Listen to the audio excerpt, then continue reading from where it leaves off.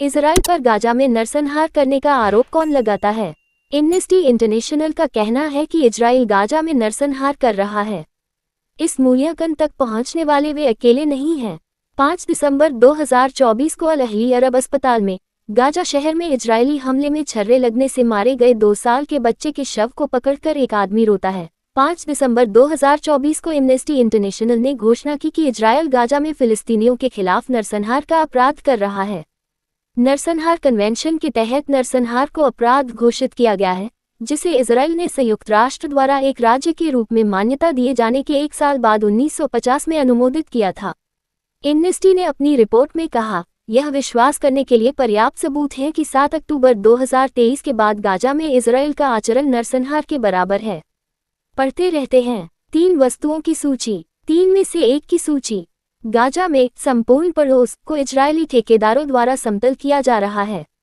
3 में से 2 की सूची। एम्नेस्टी इंटरनेशनल ने निष्कर्ष निकाला कि इजराइल गाजा में नरसंहार कर रहा है। 3 में से 3 की सूची। गाजा पर इजरायली हमले में दर्जनों लोग मारे गए। जैसा कि हमास के अधिकारी ने कहा कि वार्ता फिर से शुरू हुई। एम्नेस्टी यह निष्कर्ष निकालने वाला पहला संगठन नहीं है कि इजराइल नरसंहार कर रहा है। यहाँ अन्य संगठन हैं जिन्होंने समान मूल्यांकन किया है। एम्नेस्टी के दिमाग में क्या आया? परिभाषा के अनुसार नरसंहार 5 विशिष्ट कृत्यों का गठन करता है। एम्नेस्टी इंटरनेशनल ने पाया है कि इजराइल उनमें से 3 को प्रतिबद्ध कर रहा है। एक समूह के सदस्यों को मारना, उस समूह के व्यक्तियों को गंभीर शारीरिक या मानसिक क्षति पहुंचाना, जानबूझकर जीवन की ऐसी स्थितियां लाना जिनका उद्देश्य किसी समूह को संपूर्ण या आंशिक रूप से शारीरिक रूप से नष्ट करना है। एम्नेस्टी ने युद्ध के तरीके के रूप में भूखमरी का उपयोग करने के लिए इजराइल की विशेष रूप से निंदा की है। ऊपर अधिनियम 3 कब्जे वाली शक्ति के रूप में इजराइल का गाजा में आबादी को सभी बुनियादी प्रावधानों और आवश्यकताओं के साथ आपूर्ति करने का कानूनी दायित्व है। लेकिन जब से इजराइल ने 7 अक्टूबर 2023 को गाजा पर अपना युद्ध शुरू किया, उस दिन की शुरुआत में इजराइल पर हमास के नेतृत्व वाले हमले के बाद इसने गाजा में नागरिकों तक पहुंचने से पानी, ईंधन और लगभग सभी मानवीय सहायता बंद कर दी है।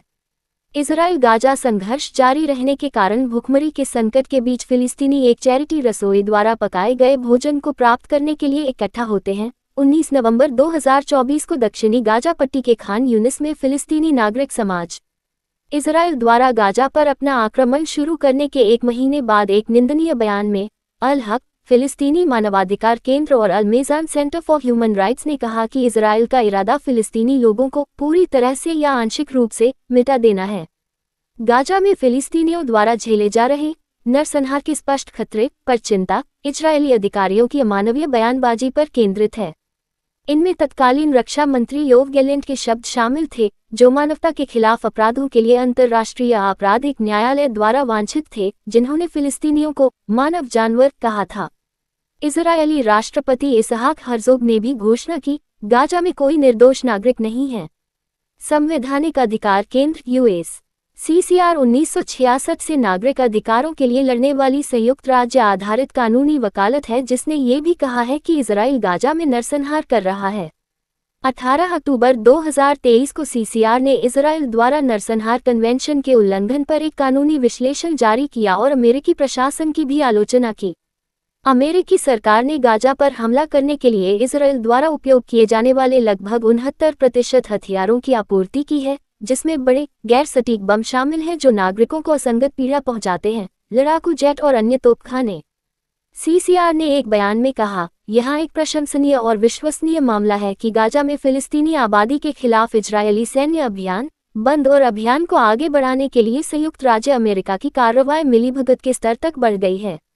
28 नवंबर 2024 को दीर अल बलाह में भोजन वितरण रसोई में फिलिस्तीनी बच्चों की कतार का बयान, कब्जे वाले फिलिस्तीनी क्षेत्रों पर संयुक्त राष्ट्र के विशेष दूत। फिलिस्तीन की स्थिति पर संयुक्त राष्ट्र के विशेष दूत फ्रांसिस्का अल्बानीज़ ने निष्कर्ष निकाला है कि इजराइल गाजा में फिलिस्तीनियों के खिलाफ नरसंहार कर रहा है। एनाटॉमी ऑफ ए जेनोसाइड नामक अपनी मार्च रिपोर्ट में उन्होंने ये भी पाया कि इजराइल नरसंहार के 5 में से 3 कृत्य कर रहा था। उन्होंने कहा कि फिलिस्तीनियों को जीवन रक्षक सहायता और भोजन देने से इनकार करने के अलावा इजराइल व्यवस्थित रूप से अस्पतालों और कृषि भूमि को नष्ट करके लोगों का विनाश भी कर रहा है। अंतर्राष्ट्रीय न्यायालय ने कहा, इजरायल द्वारा गाजा में फिलिस्तीनियों का नरसंहार लंबे समय से चली आ रही औपनिवेशिक प्रक्रिया को मिटाने की प्रक्रिया का एक बढ़ता हुआ चरण है। संयुक्त राष्ट्र के विश्व न्यायालय ने 26 जनवरी को फैसला सुनाया कि फिलिस्तीनियों को नरसंहार का खतरा था। ये वह मामला था जिसे दक्षिण अफ्रीका ने नरसंहार करने के लिए इजरायल के खिलाफ उठाया था और यह अभी भी जारी है, क्योंकि दक्षिण अफ्रीका ने इजरायल को गाजा पर अपना युद्ध समाप्त करने के प्रयास में अदालत में अनुरोध करना जारी रखा है। जनवरी में हुई सुनवाई में अदालत ने इजरायल को मानवीय सहायता बढ़ाकर नरसंहार के कृत्यों को रोकने के लिए एक बाध्यकारी आदेश जारी किया।